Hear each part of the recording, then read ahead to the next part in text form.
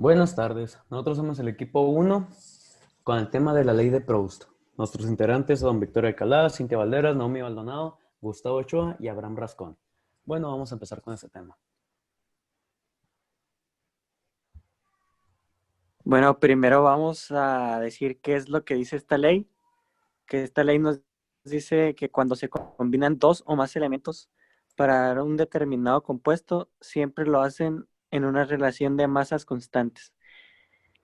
Prácticamente, pues esto es lo que nos dice la ley y la verdad está muy simple, lo podemos ver en la imagen que tenemos ahí en la diapositiva, donde con bolitas nos explican prácticamente lo que esta ley nos propone.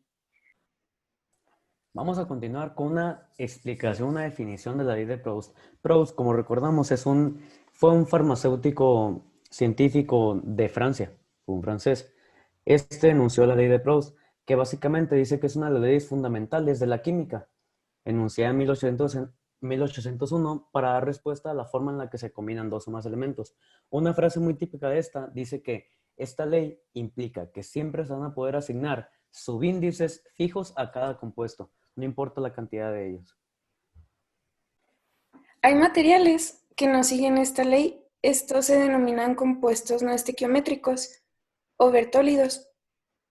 Se llaman así por el científico Berthollet, que no está del todo de acuerdo con la ley de Proust. Y para este tipo de compuestos, la razón entre los elementos puede variar continuamente entre ciertos límites.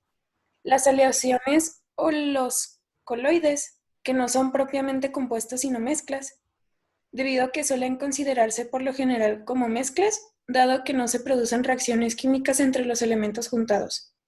Es decir, sus átomos no se entrelazan ni cambia la constitución de sus moléculas.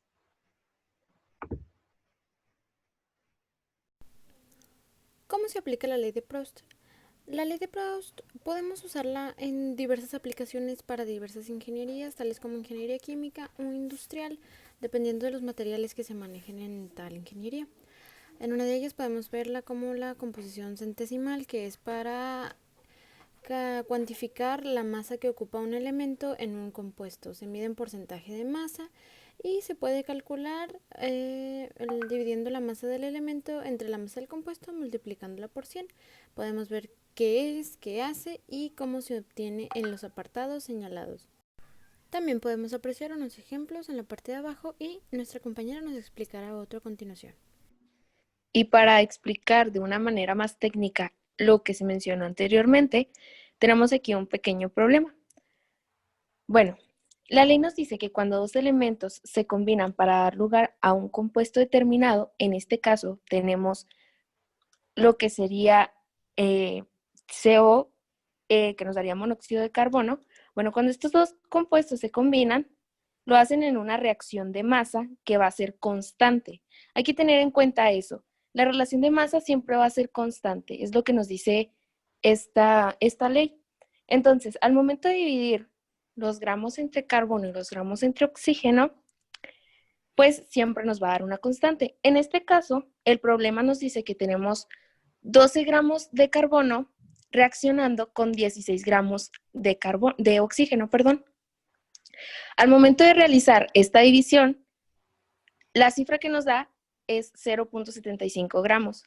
Ahora, si en un dado problema nos llegaran a dar una segunda cifra de lo que sería otra relación, que en este caso sería 6 gramos de carbono y 8 gramos de oxígeno, y al momento de hacer la división nos sale el mismo porcentaje, bueno, o la misma cifra que ya nos había salido anteriormente, como en este caso 0.75 gramos, esto cumpliría con la regla.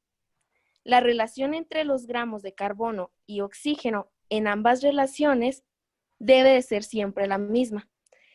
En este otro caso, es un ejemplo de cuando esto no se cumple, cuando este dato no cumple con esta dicha ley, pasa lo que tenemos en el segundo ejemplo. Igual tenemos lo que son carbono y oxígeno, pero tenemos igual 12 gramos de carbono, 16 de oxígeno, pero en este caso tenemos 24 gramos de carbono reaccionando con 64 gramos de oxígeno. Lo que pasa aquí es que al momento de hacer la división entre los 24 gramos de carbono y los de oxígeno, nos da una cifra diferente a 0.75. Entonces, lo que quiere decir es que no se trata del mismo compuesto, porque las relaciones de carbono y oxígeno no es la misma, por lo tanto, no se cumple con la ley de las proporciones definidas. Para saber si se cumple con esta ley, no importa la cantidad de gramos, sino que en las dos relaciones el resultado de masa sea igual, es decir, sea una constante. Por eso hay que tener en claro que esto tiene que ser una constante. Estos son algunos problemas que se pueden llegar a presentar para ver si realmente se cumple con esta ley. Bueno, en conclusión, tenemos que a través del análisis de numerosas sustancias, cualquiera de las sustancias que tomamos en cuenta, se comprueba que la misma sustancia siempre tiene la misma composición cualitativa y cuantitativa, dependiendo aún así del número de la cantidad de ellas. La ley de Proust fue estudiada, por lo tanto, se sabe que en una reacción química, los reactantes se consumen en una proporción constante, no disconstante. Entonces, cualquier exceso o decremento a dicha proporción dejará de consumirse. Esto seguirá de manera constante. Y eso es todo de nuestra parte. Muchas gracias por ver el video y esperemos que sea de su agrado, maestra. Hasta la próxima.